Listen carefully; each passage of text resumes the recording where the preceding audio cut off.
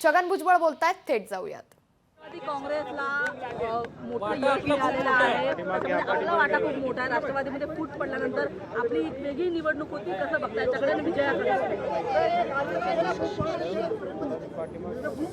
41 आमदार निवडून आलेत पक्षाचे. असं आहे की जो काही निकाल जनतेनं दिलेला आहे, हा जनादेश जो आहे हा आपण सगळे पाहतात. आणि या जनादेशाप्रमाणे आता एवढं स्वच्छ झालेलं आहे की अजितदादा पवार यांची राष्ट्रवादी काँग्रेस पार्टी जी आहे तिला जनमान्यतासुद्धा आहे, हे सुद्धा सिद्ध झालं. मागच्या वेळेला काय निवडून आलेले आमदारच इकडे होते वगैरे वगैरे, पण आता जनतेचाच कौल असा आहे. त्यामुळे एक मोठा प्रश्न जो आहे मग तो कायद्याच्या दृष्टीने सुद्धा सुटला आणि जी काही एक प्रकारची अम्बिग्युटी किंवा गोंधळाची परिस्थिती ती अजिबात आता राहिलेली नाही. आणि साधारणपणे लोकसभेच्या निवडणुकीनंतर एक प्रकारचं जे नैराश्य आलं होतं ते नैराश्य दूर करण्यामध्ये देवेंद्र फडणवीस, अजितदादा, मुख्यमंत्री शिंदे ह्या तिघांनी आपल्या सर्व सहकाऱ्यांना घेऊन प्रचंड मेहनत घेतली. आणि विशेषतः अजितदादासुद्धा सकाळी 6 वाजता बाहेर पडायचे आणि उशिरापर्यंत, मग सकाळी प्रेस कॉन्फरन्स कुठे असायची, प्रेसला बोलायचे, परत रात्री आल्यानंतर प्रेसला बोलायचे. खूप मेहनत सगळ्यांनीच घेतली. शिंदेंनी घेतली, देवेंद्र फडणवीसनी घेतली, सगळ्यांनी घेतली. आणि मागचं जे अपयश आहे त्याचा जो एक संभ्रम निर्माण झाला होता लोकांमध्ये, आता काय होणं काय होणं, ते तो संभ्रम दूर करण्याचं काम यांनी केलं. अर्थात याच्यामध्ये लाडक्या बहिणीचा वाटा फार मोठा आहे आणि अतिशय लाडक्या बहिणीचा वाटा निर्णय घेतल्यानंतर वेळेवर सगळे पैसे मिळतील या सगळ्या भगिनींना, हे सुद्धा अजितदादाच्या फायनान्स डिपार्टमेंटने पाहिलं आणि वेळेवर सगळ्यांना पैसे अगदी बरोबर त्यांच्या खात्यामध्ये गेले. त्याच्यामुळे सर्व लाडक्या बहिणींना आणि अर्थातच लाडक्या बहिणीचे आता जेव्हा पैसे येतात त्या घरातली पुरुष मंडळीसुद्धा ते सगळ्यांसाठीच ते चांगलं असतं. त्यांची पण खात्री पटली की नाही, हे सरकार जे बोलतं आहे ते सरकार हे करणार आहे आणि याच्या पुढे सुद्धा जे आहे हे अशाच रीतीने जे आहे आमची काळजी घेणार आहे. त्यामुळे ज्या जनतेनं फार मोठ्या प्रमाणावर विश्वास टाकला आणि आज आपण पाहतो आहोत की महिलांचं मतदानसुद्धा इतर वेळेपेक्षा जास्त झालेलं आपल्याला दिसून येतं. त्याच्या पाठीमागे हेच कारण आहे. आणि महिला जेव्हा मतदान करतात त्याबरोबर बहुतांश पुरुष त्या घरातले ते सुद्धा मतदान आपोआपच करतात. म्हणजे महिला एकीकडे जातात सगळे आणि पुरुष सगळे एकीकडे जातात. क्वचित 5% असं होत असेल, परंतु महिला आणि पुरुष एकत्रित जो आहे तो निर्णय घेतात की नाही आपल्याला यांच्याबरोबर जायचं. राज्यभरामध्ये सभा घेतल्या होत्या. आपल्या सुद्धा मतदारसंघामध्ये शरद पवारांची सभा झाली होती आणि आपल्याला पाडा अशा पद्धतीचं विधान सुद्धा करताना भर सभेतून केलेलं होतं.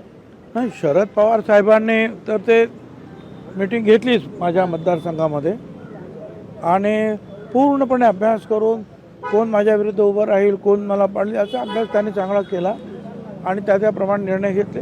आणि ठीक आहे, त्यांच्या पक्षाचा उमेदवार माझ्या विरुद्ध उभा होता म्हणून त्यांनी ते घेतलं ते मी समजू शकतो. पण आमचे मित्र जे जरांगे त्यांचं काय काम होतं, त्यांनी तर सांगितलं होतं की मी या निवडणुकीमध्ये पाहणार नाही, पडणार नाही, बघणार नाही, बोलणार नाही, माझा कोणाला पाठिंबा नाही, माझा कोणाला विरोध नाही. पण प्रचार संपण्याच्या आदल्या दिवशी सकाळी 10 वाजल्यापासून रात्री 2 वाजेपर्यंत हाताला सलाईन आणि मी आजारी आहे, माझं काही आता होईल आणि आपली जे लेकरं बाळं समाजाचे, मी समाजासाठी मरतो आहे, काहीतरी करा. आणि यांनी विरोध केला, त्यांना पाडा, हे सगळं सांगितलं. परंतु माझ्या मतदारसंघामध्ये त्याचा परिणाम निश्चितपणे झाला, माझ्या मताधिक्यावर त्याचा परिणाम झाला. परंतु ते जेवढे झालं तेवढंच बाकीचे ज्या मायनॉरिटीज आहेत, अगदी हिंदू मायनॉरिटीज, मुस्लिम, दलित, आदिवासी, ओबीसी सगळे एकवटले आणि त्यांनी जे आहे आमचं तारू जे आहे किनाऱ्याला लावलं. समीर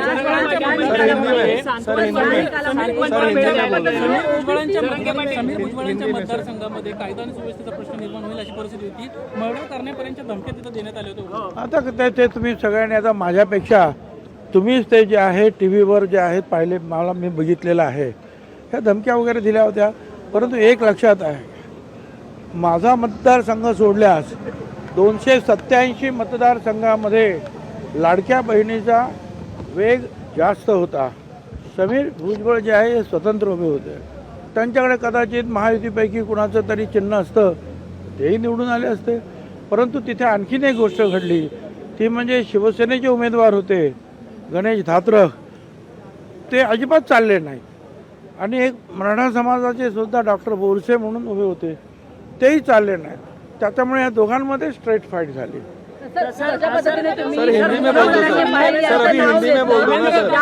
महायुतीच्या विजयामध्ये तशा पद्धतीने ओबीसी समाज मुख्यमंत्री म्हणून देवेंद्र फडणवीस यांच्या नावाला राष्ट्रवादीने पाठिंबा दिला आहे.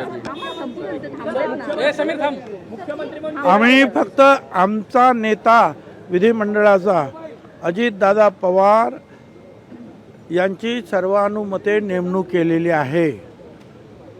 आणि आता शिंदे गटांचे जे आहेत नेते कोण आहेत ऑथेंटिकली ते कळायचं आम्हाला. बीजेपीच्या नेतेपदी कोण येत आहे ते पण अधिकृतरित्या आमच्याकडे यायचं आहे. परंतु सर्वसाधारणपणे आमचा काही देवेंद्र फडणवीस यांना विरोध राहायचं काही असण्याचं काही कारण मला तरी वाटत नाही. सर आज की बैठक में क्या हुआ सर हिंदी में बता दीजिए आज की बैठक. अरे रुक जाइए. अरे भाई, पहला तो जो है गवर्नर हमको बुलावे. अभी गवर्नमेंट तब बुलाएंगे, गवर्नमेंट आम्हाला तेव्हा बोलवतील ज्या वेळेला इलेक्शन कमिशन लिस्ट पाठवतील की हे आमदार निवडून आलेले आहेत. आणि मग गव्हर्नरला आम्ही सांगू की ह्या निवडून आलेल्या आमदारांपैकी काय आमच्या महायुतीचे एवढे आमदार आहेत म्हणून आम्हाला सरकार स्थापन करायचं आहे. आणि मग जे गव्हर्नर साहेब जे आहेत ते आमंत्रित करतील.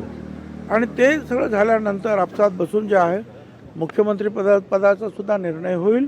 आणि नंतर हे तिघे एकत्र बसून किती मंत्रिपदं कशी वाटायची, काय करायचे, अगोदर किती लोकांनी शपथविधी घ्यायचा, नंतर किती घ्यायचा. कारण हे शेवटचं जे अधिवेशन असं डिसेंबरचं ते आता लवकरात लवकर डोक्यावर आहे.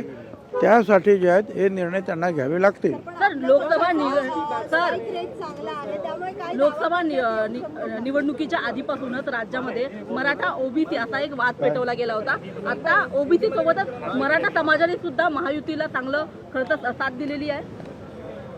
असं दिसत आहे ही जी काही लाडक्या बहिणींनी जे सहकार्य केलं त्याच्यामुळे. आणि एक म्हणजे जरांगे सतत सांगत होते त्या या फडणवीसच्या विरुद्ध याने हे केलं, एक छगन भुजबळ आणि फडणवीस यांना पाडा हे सगळं चालूच होतं. परंतु आपण पाहिलं जनतेने अजिबात त्यांचं ऐकलं नाही. आणि 132-33 जे आहे बीजेपी फडणवीस यांच्या नेतृत्वाखाली निवडून आलेले आपल्याला पाहिजे थम्पिंग मेजॉरिटी. त्यामुळे तो मुद्दाच राहिला नाही. तो मुद्दा फक्त माझ्या इथे फक्त तो चाललेला दिसतो, बाकी कुठे तो मुद्दा चाललेला नाही. साहब हिंदी में बात कर दीजिए कि आज जो बैठक हुई बाबा सामना हिंदी में एक हाँ सर हिंदी में क्या चाहिए. आज जो बैठक हुई देखिए आज की जो बैठक हुई हमारे सारे जो है विधायक सारे विधायक जो चुनकर आए हैं वो सारे विधायक आए थे. साथ साथ कई सारे हमारे जो काउंसिल के मेंबर्स हैं एमएलसी वो भी आए थे. और जिलाध्यक्ष जो रहते हैं वो भी आए थे. तो सभी ने मिलकर जो है ये तय किया कि विधानसभा में राष्ट्रवादी कांग्रेस पार्टी के ओर से अजित दादा पवार हमारा नेतृत्व करेंगे. यानी कि अजित दादा पवार को नेता चुना गया है. इतना ही आज मीटिंग में हुआ है. सर सरकार बनाने की जो प्रक्रिया है वो कैसे आगे फॉलो होगी? वक्त बहुत कम. सरकार देखिए अभी तक जो है कौन चुनकर आए ये ऑथेंटिक लिस्ट जो है राज्यपाल महोदय के पास जानी चाहिए वो नहीं गई होगी शायद.